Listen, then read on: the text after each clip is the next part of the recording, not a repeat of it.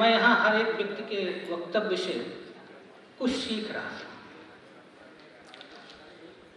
उसी सीखने की प्रक्रिया में मैं कुछ बातें भी जोड़ी। सबसे पहले कि यह विद्या निवास मिश्र के जन्म शती के शुरुआती दौर का पहला कार्यक्रम है और बड़ा कार्यक्रम है, और जिस कार्यक्रम का ऐसा आगाज हो वो वर्ष भर किस रूप में आएगा, यह तो एक साल की जो पूरी यात्रा है उसमें उभर कर पूर्ण रूप से हमारे सामने आएगा। दूसरा जो विषय है वो विभिन्न अस्मिताओं को लेकर के समकालीन परिदृश्य में स्त्री को लेकर मुझे बोलना है। मित्रों, अस्मिता एक बड़ा सवाल है। पक्ष में भी और काफी हद तक आज के अगर सामूहिक संबंध सामूहिकता को देखते हुए, सामाजिक समन्वयता को देखते हुए विपक्ष में अस्मिता का सवाल मुख्य रूप से अपनी पहचान से जुड़ा है, आइडेंटिटी। दूसरे उसके जो पूरा का पूरा एक मतलब जिसे कोई पहचान नहीं पा रहा, पहचान से ही मुख्य है, जिसमें वो कुछ अपनी आइडेंटिफाई नहीं कर रहा, शिक्षित नहीं हो पा रहा, आगे नहीं बढ़ पा रहा, समकालीन समय में कदम से कदम मिला के नहीं चल पा रहा, और खासतौर से इस भूमंडलीकरण के दौर की जो व्यवस्था है उससे अगर वो जुड़ नहीं रहा तो अस्मिता के केंद्र में चला जाता है। दूसरा समकालीन शब्द है। समकालीन संदर्भों में स्त्री की चिंतन को लेकर अब समकालीनता एक बड़ा वैविध्यपरक शब्द है जिसको तीन अर्थों में हम देख सकते हैं। एक समकालीन दृष्टि, दूसरा जिस समय में हम जी रहे हैं वो समकालीन, और तीसरा अगर हम साहित्य की दृष्टि के आधार पर देखें तो 1970 के बाद, लगभग 1970 के बाद अब तक का जितना भी साहित्य है वो समकालीन माना जाता है। इन तीन दृष्टियों से हम समकालीन शब्द को व्याख्यायित कर सकते हैं। पहली दृष्टि के आधार पर, इसी जो समकालीन अपने आप में जो दृष्टि है उसके आधार पर हम चिंतन की जहां से यात्रा शुरू होती है वहां से अब तक के समस्त वैचारिक ग्रंथों, पुस्तकों, जो कुछ भी है उनके आधार, उसको लेकर के हम अपने वैचारिक दृष्टि का आधार बना सकते हैं। दूसरा जिसमें हमारे रामायण, महाभारत, वेद पुराण से लेकर धर्मशास्त्र से लेकर अब तक। दूसरा 1970 के बाद जब स्त्री चेतना अपनी पहचान को लेकर सशक्त होती है वहां से लेकर के अब तक। और तीसरा आज के संदर्भ। मित्रों, अगर इस समकालीन यात्रा को देखें साहित्य में तो लगभग 50 वर्ष पूरे हुए, और आधुनिक काल का हिंदी साहित्य का कोई भी खंड उठा लीजिए इतना लंबा नहीं है। भारतेंदु युग को भी अगर भारतेंदु के समय से माने तो भी वो कुछ मिलाकर के 68 से अगर शुरुआत होती है, जन्म से मानेंगे, जन्म से तो कोई नहीं मानना चाहिए, 68 से मान सकते हैं, तो 32 वर्ष के बाद खत्म हो जाता है। तो ये 50 वर्षों में समकालीन शब्द को रखते हुए हम अपनी वैचारिक यात्रा करें, ये अपने आप में चुनौती भरा था, क्योंकि इन 50 वर्षों में बहुत कुछ बदल गया। हमारी पूरी की पूरी अवधारणाएं बदल गई है, रहन सहन बदल गया है, पारिवारिक परिवेश बदल गया है, काम काज करने के तरीके बदल गए हैं। और उसके बावजूद भी अगर हम उसको भी समकालीन माने और इसको भी समकालीन माने तो बड़ी दुविधा होती है कि किसे हम स्वीकार करें। खैर, मैं वहां नहीं जाऊंगा। उपन्यासों में स्त्री जीवन को लेकर के कुछ बातें करूंगा। शुरुआती उपन्यासों में बड़ी चर्चा हुई श्रद्धाराम की भाग्यवती, देवरानी जेठानी की कहानी, बामा शिक्षक, परीक्षा गुरु आदि। अब उनको बड़ा अच्छा है भी। इन सब उपन्यासों में आप देखिए तो कैसी स्त्री गढ़ी जा रही है। मतलब स्त्री को शिक्षित करना है और उस आधार पे करना है कि परिवार एक प्रकार से अपने समय की दृष्टि से विकासवान माना जाए, हम विकसित जागरूक बने। आप भाग्यवती पढ़िए या देवरानी जेठानी की कहानी पढ़िए, दोनों उपन्यासों में स्त्री घर का काम काज करती है, सिलाई बुनाई करती है। मतलब ये पढ़ा लिखा होना कि स्त्री को सिलाई बुनाई कढ़ाई आनी चाहिए, खाना पीना बनाना ठीक से आना चाहिए, स्वास्थ्य और बीमारियों से कैसे बचा जा सकता है, इसी तरह की आने। और पूरा का पूरा आप देखिए देवरानी जेठानी की कहानी, पूरी कहानी दोनों में एक ही जैसी है, बहुत बड़ा अंतर नहीं है। परीक्षा पर थोड़ा सा अंतर है क्योंकि उसका जो कैनवास है वो परिवार से निकल के समाज के बीच आ जाता है। वो केवल परिवार के रूप में चित्रित उपन्यास नहीं है स्त्री को संदर्भ में रखते हुए, पूरे कैनवास है जिसमें वो कोर्ट भी जाती है, अपनी बात भी करती है, उसका ब्रज किशोर ब्रजमोहन जो मित्र रहते हैं, आप उसमें बड़ी लंबी यात्रा है।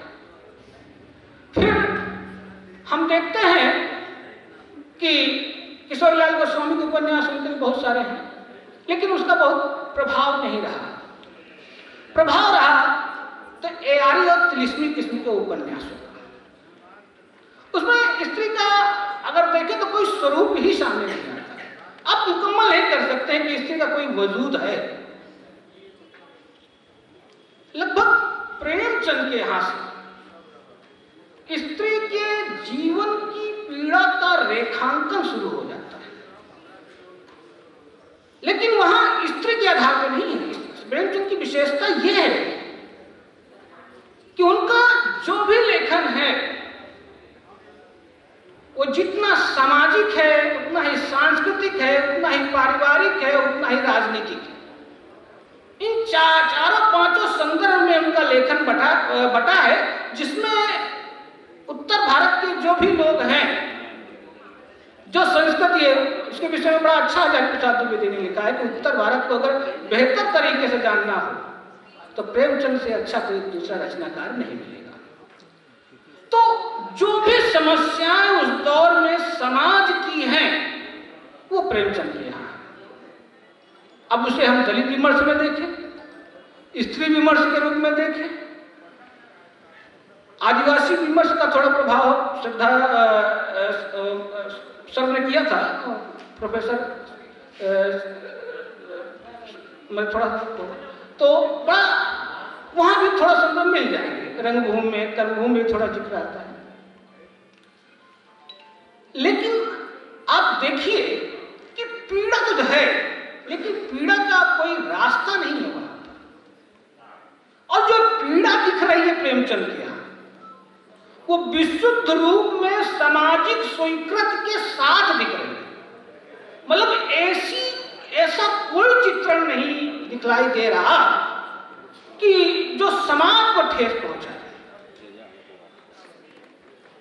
धनिया बड़ी मुखर है, लेकिन उसकी मुखरता सामाजिक असमानता या सामाजिक अन्याय के विरोध में है, व्यक्तिगत उसका कहीं कोई विरोध नहीं है। दूसरा लेखन हमें तीन त्रयी जिसे बोलते हैं मनोविज्ञान लेखन के दौर के, इलाचंद जोशी, जैनेन्द्र कुमार और अज्ञे, उसमें स्त्री चिंतन के मनोवैज्ञानिक आयाम खुलते हुए एक एक करके नजर आते हैं। उसके मन की पीड़ा क्या हो सकती है, इसकी संवेदनात्मक अभिव्यक्ति है।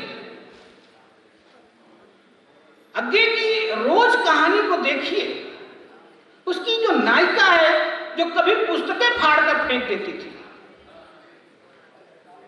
वो पेपर का एक जिसमें वो फल आता है, उस पेपर के टुकड़े को पढ़ रही है कि इसमें क्या लिखा है।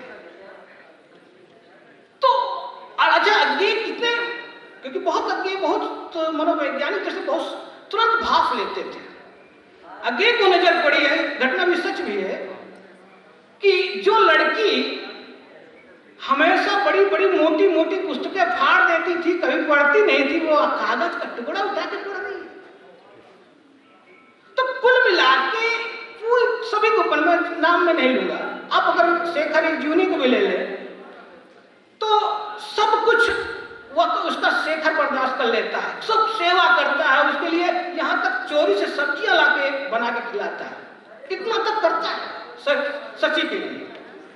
लेकिन शशि के साथ जो अन्याय हुआ है उसके प्रति वो विरोध नहीं कर पाता है, ये साहस वहां नहीं दिखलाई देता है।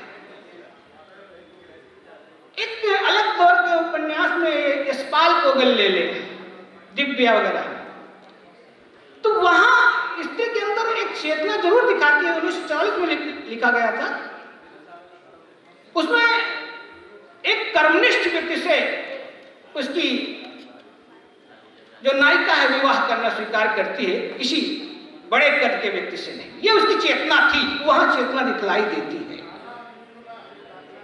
आजादी के तुरंत बाद तो बड़ा 10-20 साल का जो समय है, बड़ा घाल-मेल का समय है। हम सत्ता की बातों को स्वीकारें कि नकारें, राम राज्य माने या अराज्य राज्य माने, इसको लेकर के बड़ी मतलब भयानक स्थिति है, त्रासदी है, युद्ध है, तमाम तरह की विकृतियां भी उस दौर में है, क्योंकि वो बड़ा संवेदनशील समय का ज्वलंत उदाहरण है।